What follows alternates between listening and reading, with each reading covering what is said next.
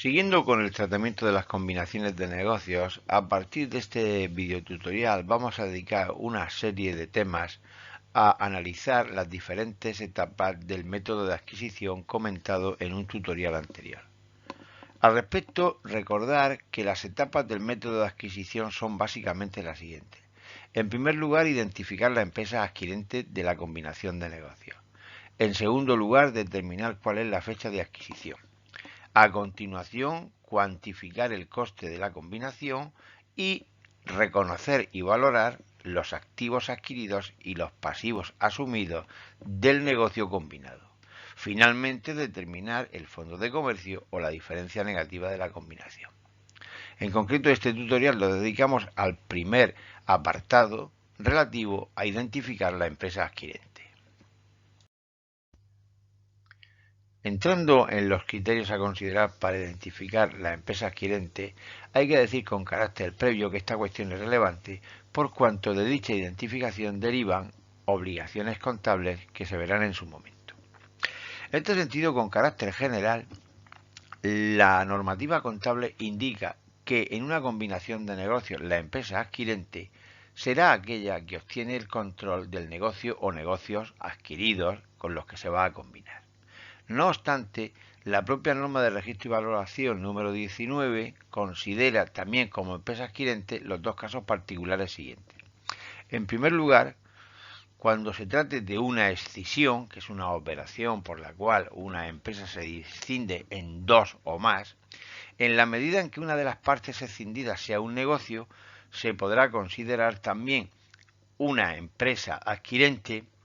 si efectivamente obtiene el control sobre otro u otro negocio.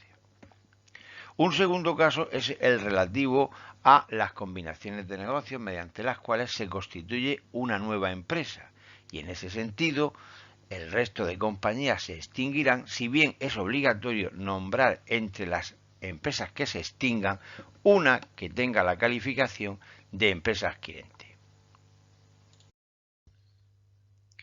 Respecto a los criterios que debemos de aplicar para identificar la empresa adquirente, hay que tener presente que en todo caso la normativa contable señala que siempre habrá que atender a la realidad económica de la combinación y no únicamente a su forma jurídica que, como oportunamente veremos, puede llevarnos a una cierta confusión.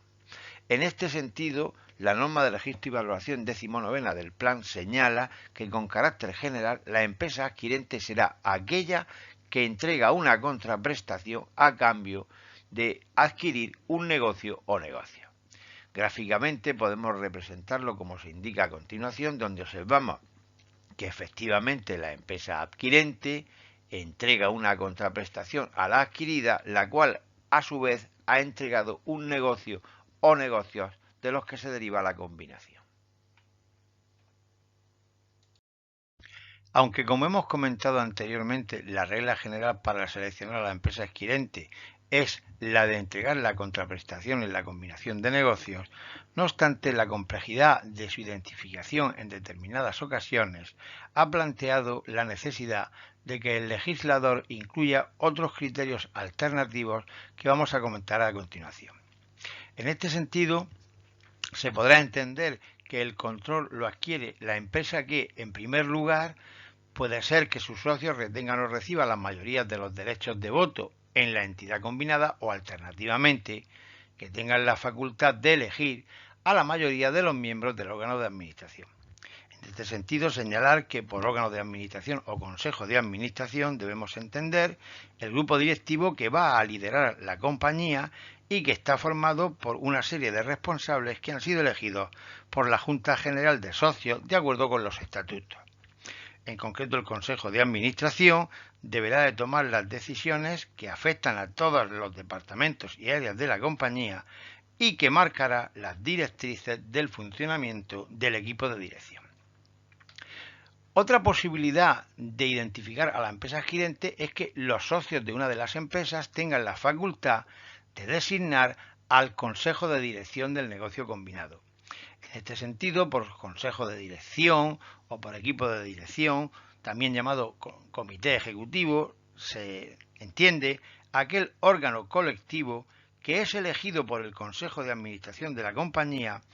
y cuya misión es ejecutar todas las decisiones que deba de adoptar la empresa para conseguir sus objetivos.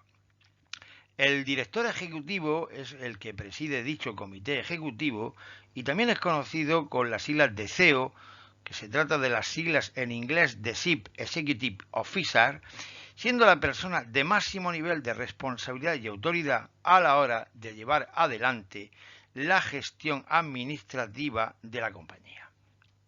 Otra característica que hay que considerar para seleccionar a la empresa adquirente es que pueda ser la que presente mayor valor razonable dentro de las que participan en la combinación. Y una cuarta posibilidad es cuando se da el caso de que una empresa paga una serie de primas sobre el valor razonable de los instrumentos de patrimonio de las restantes sociedades que se combinan. Finalmente, cuando se trata de combinaciones de negocios donde participan más de dos empresas, además de lo anterior, se deben de tener en cuenta otras cuestiones como, por ejemplo, qué empresa ha dado inicio a la operación de combinación, o bien el volumen de activos, ingresos y resultados que una de ellas pueda tener respecto de las otras de una manera muy significativa al alza. En definitiva,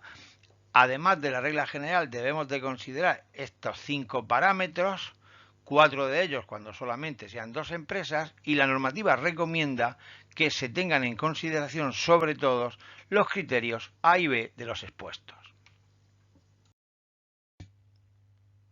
En el ejemplo 1 se recoge el caso de una combinación de negocios entre las compañías Zarosa y Untisa, concretamente una fusión por absorción en la que la sociedad Untisa va a recoger el negocio de la sociedad Zarosa, siendo por tanto Untisa la que va a entregar la contraprestación.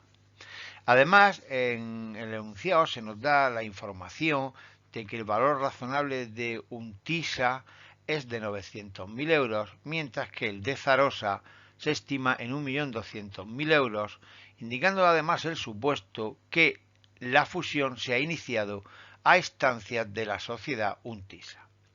A partir de esta información, en el ejemplo se nos solicita calificar la empresa adquirente para el registro contable de la fusión por absorción, teniendo en cuenta que la compañía Untisa pertenece a un grupo familiar.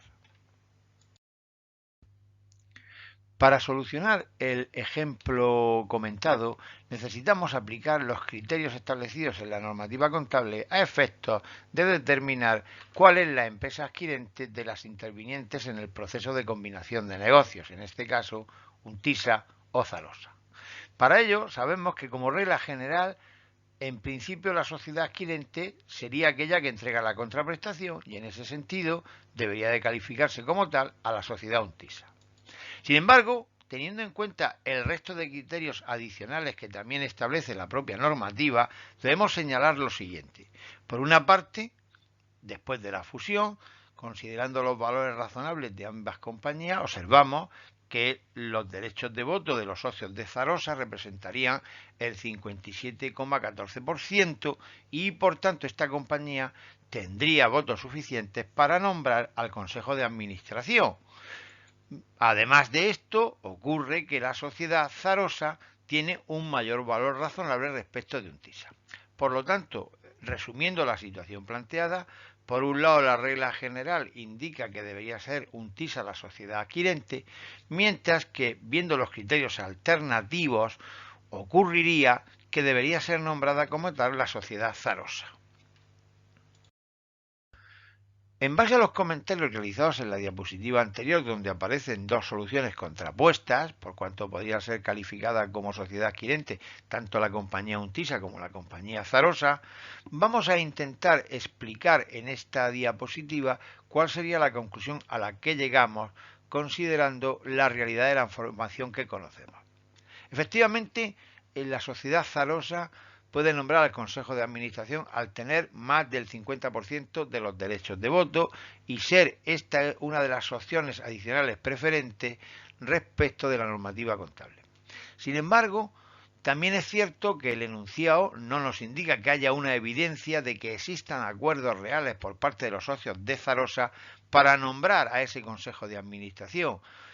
Cuestión, por otra parte, en cierto modo normal, si tenemos en cuenta que UNTISA, como dice el enunciado, es una sociedad familiar que generalmente intenta preservar su propia idiosincrasia a través de la marca. Con estas dos premisas comentadas, en mi opinión, se podría calificar como sociedad adquirente a la sociedad UNTISA, que efectivamente tendría el control del negocio combinado y además es la que entregaría la contraprestación, sin perjuicio de la duda razonable que puede plantear el supuesto ante los comentarios realizados. Y con este ejemplo damos por finalizada este vídeo relativo a los criterios para el nombramiento o la calificación de la empresa adquirente en las combinaciones de negocio. Gracias por la atención prestada.